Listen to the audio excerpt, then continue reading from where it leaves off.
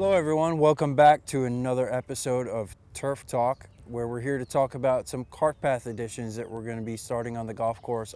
So we're here on the third hole. We've been meaning to put this cart path in here for a while, and it's going to be a huge impact to eliminate carts driving on either side of the green and where you see all the rough matted down from carts. So getting those carts onto the path will really improve this green surround in the future.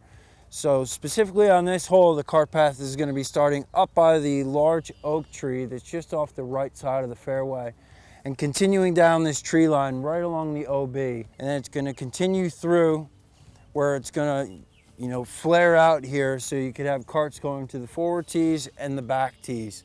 So as we move up here, you can see there's going to be a large turnaround installed. You see the white flags marking it out.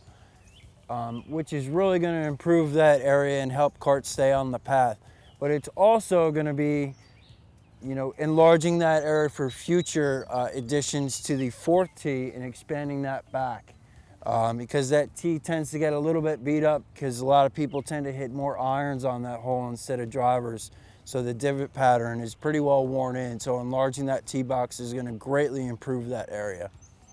For the second cart path addition here, we're going to be redoing the path here to the right of number 8 fairway that leads into 9 tee box. As you can see, it's a pretty worn down dirt path as it is now, but as we move up towards the tee, there'll be a nice big turnaround that'll direct you towards 9 tee. And then moving back further, the cart path that goes behind the 8th green and runs basically into the cart path on number 2 will all be removed for future additions. We'll be able to move the 9 tee box back a little bit and possibly even maybe a chipping area on the 8th green. But this would be a huge addition, to move this path a little bit forward. So anybody that's trying to drive the green, the cart path removal will be pretty adequate for your average player. So we are here on hole number 12 for the last cart path addition that we will be making here.